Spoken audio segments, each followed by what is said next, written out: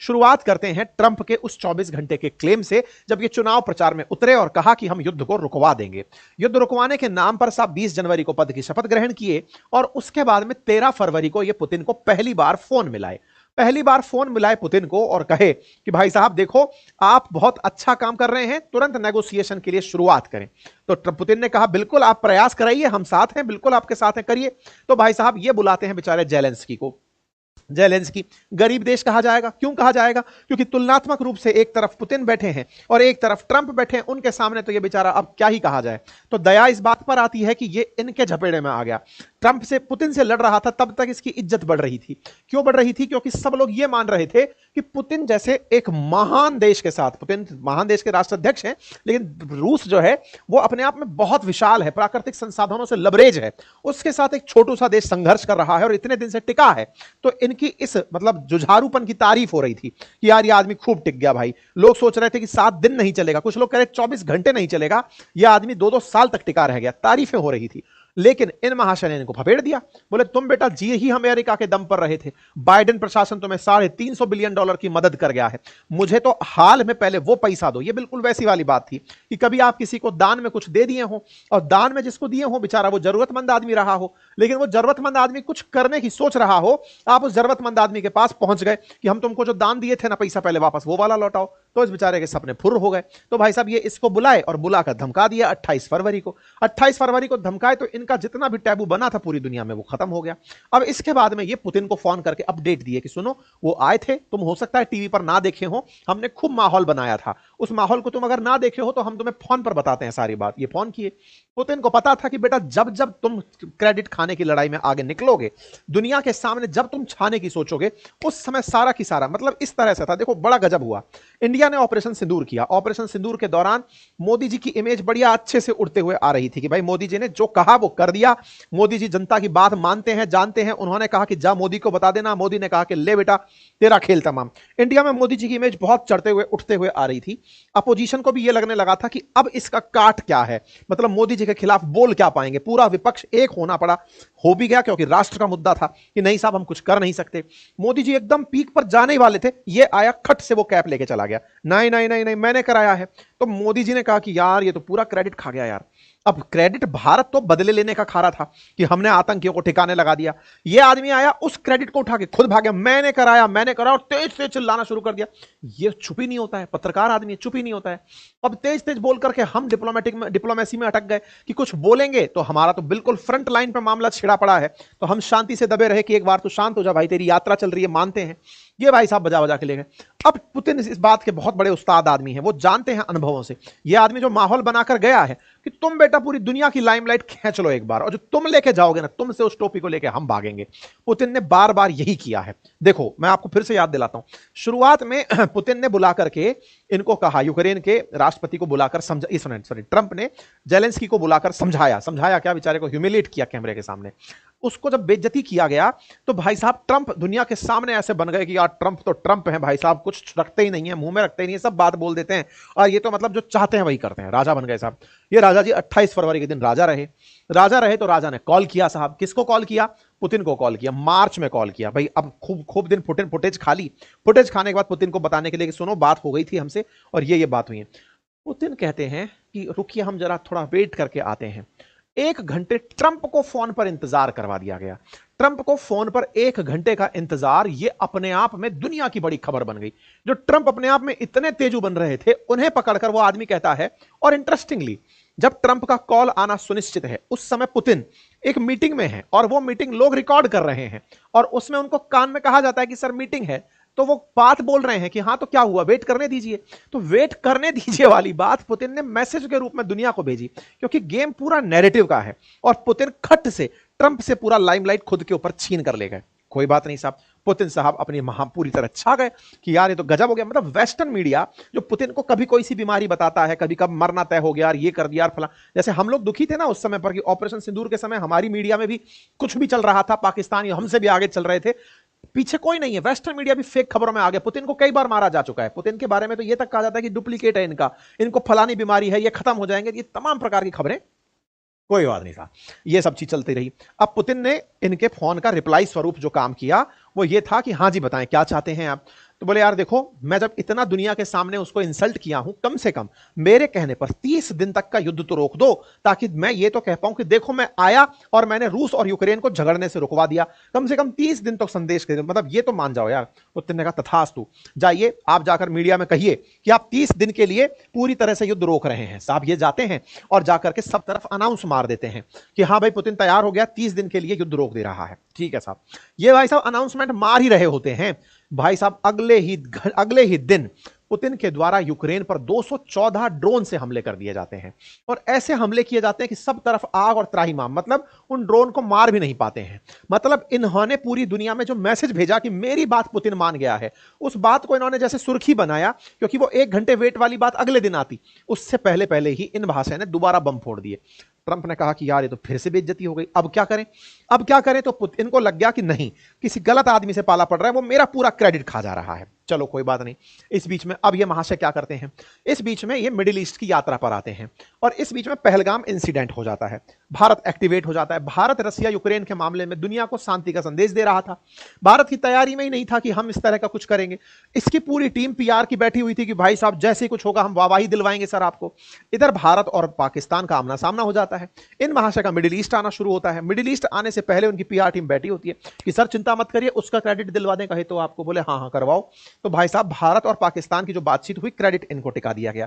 पैसा देना था आईएमएफ का, तो आईएमएफ का पाकिस्तान को पैसा जाना था, पाकिस्तान से ट्वीट डलवाया गया कि थैंक यू बोलो ट्रंप को। बोले थैंक यू ट्रंप, आपने हमारा बहुत भला कर दिया, सीज फायर को आपने मीडिएट करवा दिया, उनसे तो कुछ भी बुलवा लो। तो भाई साहब इस तरह से उनसे बुलवा लिया गया। कोई बात नहीं साहब, ट्रंप की महानता को पूरी दुनिया के अंदर पब्लिक किया गया।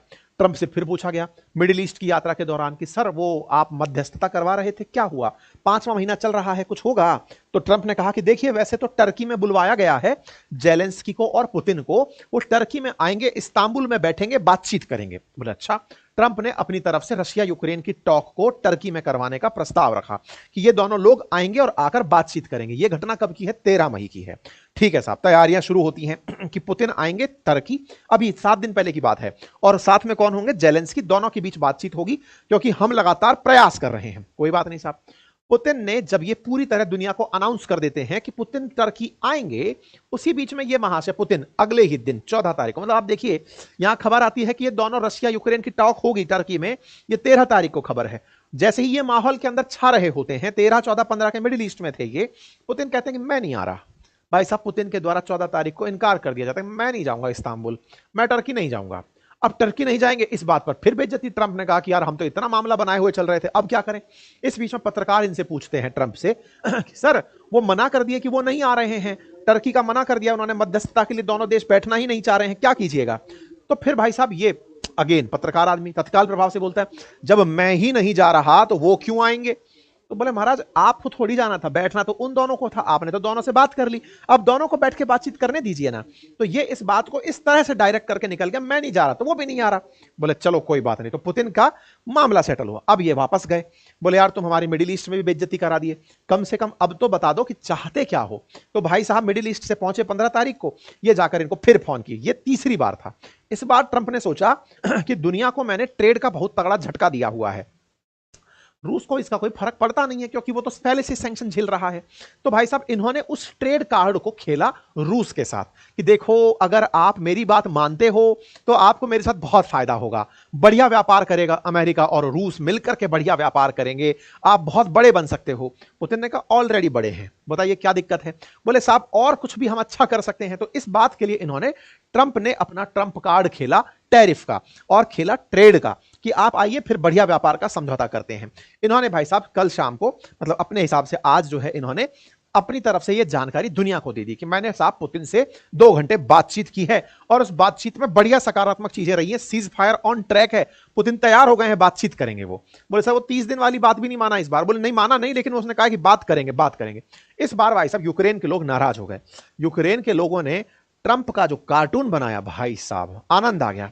ट्रंप जो है एकदम उल्टे पड़े हैं और पुतिन बिल्कुल बियर की तरह खड़े हैं, हाथ में चाबुक लिए हैं और इनको उल्टी पुल्टी करवा रहे हैं।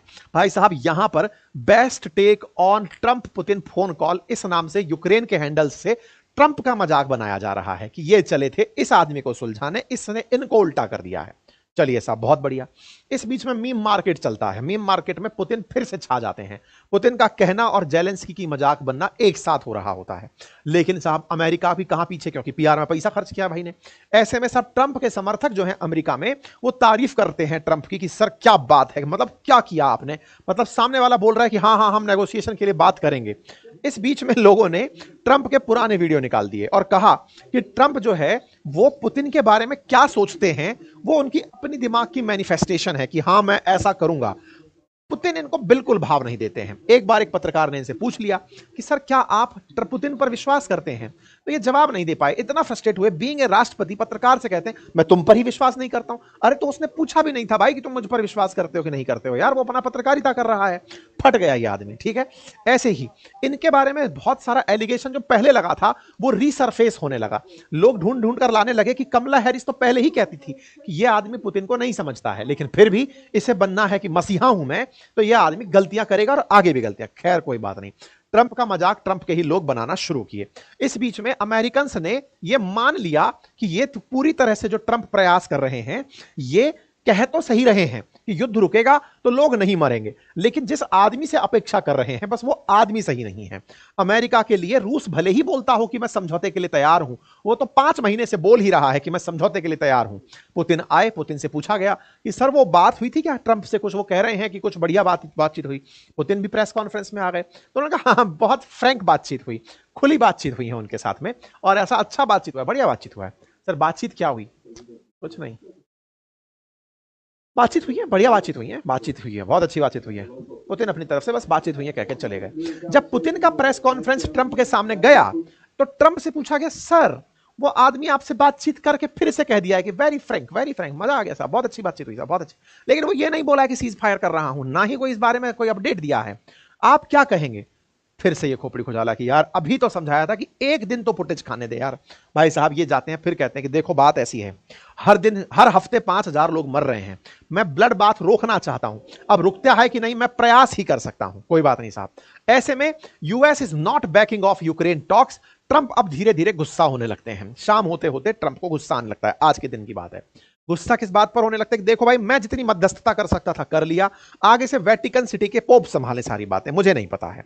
US will step away if there is no progress in Ukraine war. भाई फ्रस्ट्रेट हो गया ये आदमी आज, और फ्रस्ट्रेशन में बोलता है कि अगर ये लोग तैयार नहीं होते हैं बातचीत करने के लिए तो मैं नहीं खेल रहा, मैं नहीं करा रहा मध्यस्थता। बोले सर वो नोबेल पुरस्कार इंतजार कर रहा है आपका, पुतिन लेकर भाग गए वो आपसे।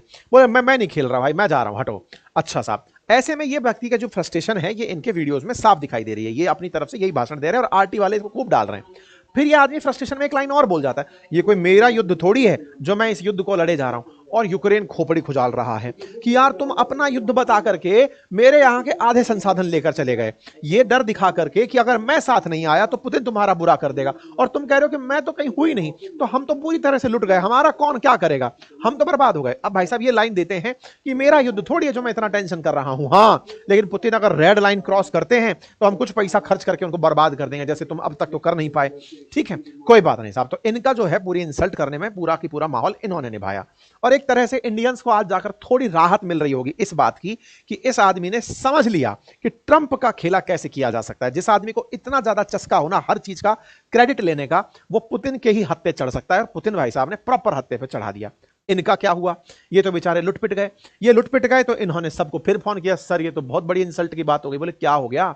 बोले सर वो ट्रंप ने बातचीत की लेकिन वो सामने वाला माना नहीं। अब बेचारे ऐसे में खबर छपती है कि Zelensky accuses Putin of trying to buy time in peace talk. खबर छपती है मॉस्को टाइम्स के अंदर, जेलेंस्की कह रहे हैं कि पुतिन कह रहे हैं कि सर थोड़ा और समय दीजिए, हम थोड़ा सा नेगोशिएशन के लिए समय चाहते हैं, बातचीत करने के लिए थोड़ा समय चाहते हैं। इस बात से बेचारे यूरोपियन यूनियन के लोग, अच्छा इस पूरे रोल में यूरोपियन यूनियन वाले, असल में यूरोपियन यूनियन के वो लोग हैं ये जो कभी बेचारे बहुत अमीर हुआ करते थे, दुनिया में कलेश मचाने वाले ही ये लोग थे। आजकल अमेरिका पैसा लेकर बैठ गया है, इधर रशिया पैसा लेकर बैठ गया, इधर चाइना वाला, इनको कोई पूछ नहीं रहा है। नहीं तो एक टाइम था भाई जहां सूरज नहीं छिपता था इनके राज में, कहते हैं ना, जहां से सूरज उग रहा है वहां पर इनका शासन, छुप रहा है वहां पर इनका शासन, सब तरफ इनका शासन हुआ करता था। यूके है, यूके और यूरोपियन यूनियन के और देश जिनमें से फ्रांस है, जर्मनी है, और बढ़िया देश सारे के सारे, ये बेचारे परेशान किस बात से हो रहे हैं, यार हमारी तो कोई सुन ही नहीं रहा है। तो बोले हम अपनी प्रेजेंस तो दिखाएं कि हाँ अभी हम जिंदा हैं। तो ये बेचारे अभी अब से 3 घंटे पहले पुतिन के ऊपर सैंक्शन थोप दिए हैं, पुतिन पर सैंक्शन थोप दिए कि तुम सीज फायर के लिए तैयार नहीं होगे, लो हम तुम पर और प्रतिबंध लगाते हैं। पुतिन कह रहा था बचा था क्या कुछ, चलो क्या बचा था जरा बताओ, तुम्हारा ऑयल टैंकर पर हम दिक्कत खड़ी कर देंगे। बोले कर दो यार, बहुत बेच लिया, थक गए हैं हम। ऐसे में यूरोपियन यूनियन ने इन पर 17th राउंड ऑफ सैंक्शंस फिर से रोक दिए हैं, अभी 2-3 घंटे पहले की बात है। जेलेंस्की निकल कर धन्यवाद दे रहे हैं, सर बहुत अच्छा किए, अब तो कमर ही टूट जाएगी, लेकिन सर आगे भी कुछ करवाइए ना, कोई मतलब नहीं है। क्रेमलिन की तरफ से, यानी रूस की तरफ से, जैसे अमेरिका में व्हाइट हाउस है ऐसे रूस के अंदर क्रेमलिन है, उनकी तरफ से आता है और कहते हैं कि देखिए बात ऐसी है कि यूक्रेन के साथ बातचीत करने का हमारा कोई डेडलाइन सेट नहीं हुआ है कि बात चले कि पुतिन कह रहे हैं, ट्रंप कह रहे हैं कि हाँ अब बस नेगोशिएशन पे जाने ही वाले हैं, ऐसा कुछ हुआ नहीं है, कोई डेडलाइन सेट नहीं है, बात चल रहा है, हो जाएगा। ऐसे में ट्रंप की जो ये वार्ता फेल हुई, इसकी हेडलाइन बन जाती है कि Trump fail to secure Ukraine ceasefire after Putin call. अब आगे क्या होगा, मतलब कल से अब तक में क्या बदला। ट्रंप ने जहां आते ही दुनिया को ढिंडोरा बजाकर यह कहा कि मेरी पुतिन से बात हो गई है, वो सीज फायर के लिए बस शुरू ही होने वाले हैं, तैयारी नेगोशिएशन की करने वाले हैं, वहां से शुरू होते होते शाम होते होते हेडलाइन छप जाती है कि ट्रंप यूक्रेन का सीज फायर कराने में कामयाब नहीं हुए। अब आगे क्या होगा, कुछ नहीं होगा, मजाक बनेगा, नोबेल पुरस्कार नहीं मिलेगा तो क्या होगा, कुछ और पुरस्कार इसको दिया जाएगा। लेकिन हां, जो ये दुनिया में पहचान पाने की इसके अंदर की जो चाहत है, उसका भाई साहब गजब मजाक बना है। ठीक है, बाकी आप लोग इस विषय पर क्या सोचते हैं, अपनी राय कमेंट बॉक्स में जरूर दीजिएगा। इस बीच में चाइना से भी पूछ लिया, अरे जिंदा हो, इंडिया पाकिस्तान के केस में तो कुछ बोल रहे थे, अब कुछ बोलोगे? बोले शांति शांति, हमें व्यापार चाहिए, शांति।